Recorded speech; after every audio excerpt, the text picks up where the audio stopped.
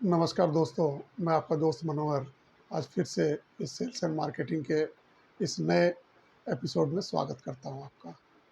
दोस्तों, किसी भी बिज़नेस को आपको बढ़ाना है, तो सबसे पहले आपको ध्यान ये देना है कि उसका सेल कैसे बढ़ेगा, क्योंकि सेल ही बिज़नेस का लाइफ़लाइन है।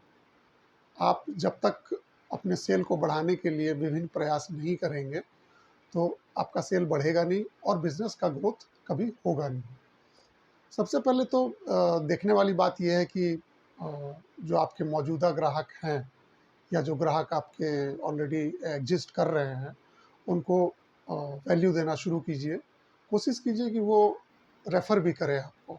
आपको कोई ना कोई रेफ़रल भी दे, जिससे कि आपकी जो विश्वसनीयता उनके दिमाग में है, उससे आपको दूसरा ग्राहक भी मिले।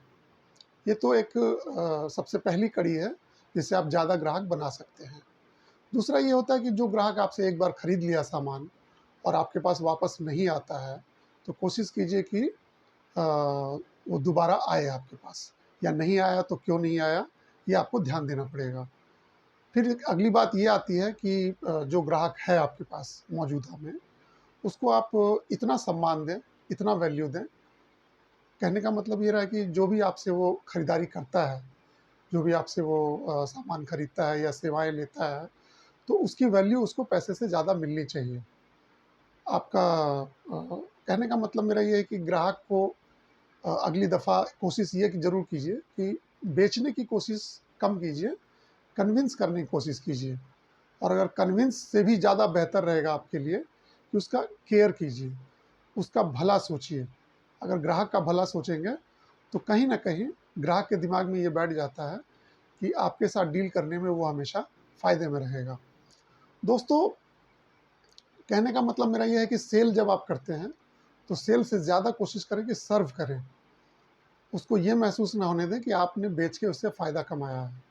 आप कोशिश ये करें कि उसको ये समझ में आए कि आप उसको सर्व कर रहे हैं, अब बदले में कुछ आप उससे फ़ीस वसूल कर रहे हैं। दोस्तों, आगे बात ये आती है कि आपकी ऑथेंटिसिटी, आपकी क्रेडिबिलिटी हमेशा बढ़े, उससे कभी भी कॉम्प्रोमाइज़ ना करें। बेचने के लिए कभी भी झूठे वादे ना करें, झूठे किसी भी तरह का झूठा व्यवहार ना करें। आप जितना सच्चा रहेंगे ग्राहक के प्रति, ग्राहक आप पे उतना ही विश्वास करेगा और वो हमेशा आपके साथ जुड़ा रहेगा। दोस्तों, आगे बात ये आती है कि जब आप व्यापार कर रहे होते हैं, तो आपके अपने कॉम्पिटिटर्स को भी ध्यान में रखना है।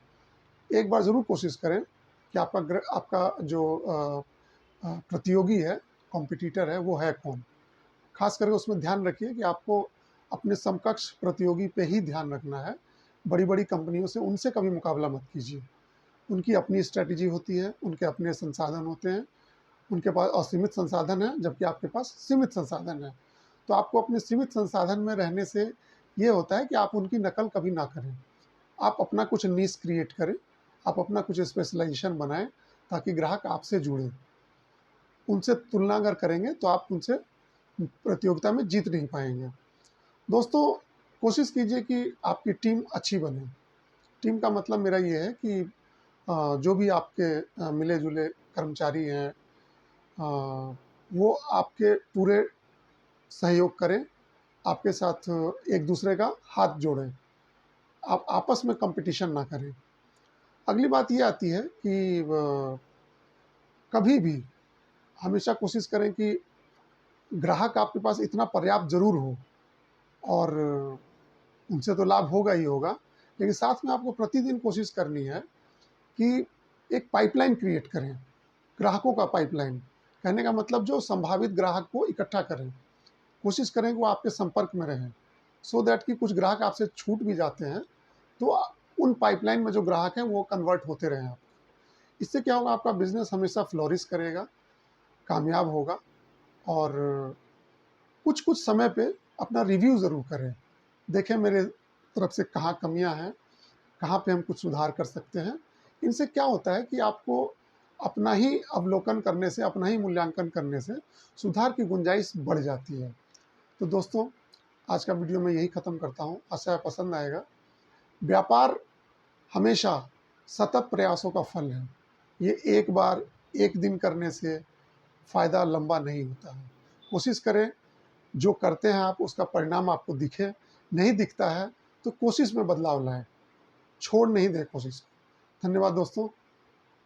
पसंद आए तो वीडियो को लाइक ज़रूर कीजिए, शेयर भी कीजिए। कोई आपका सुझाव हो तो ज़रूर देने का कोशिश करें। नमस्कार दोस्तों, मिलते हैं अगले वीडियो में।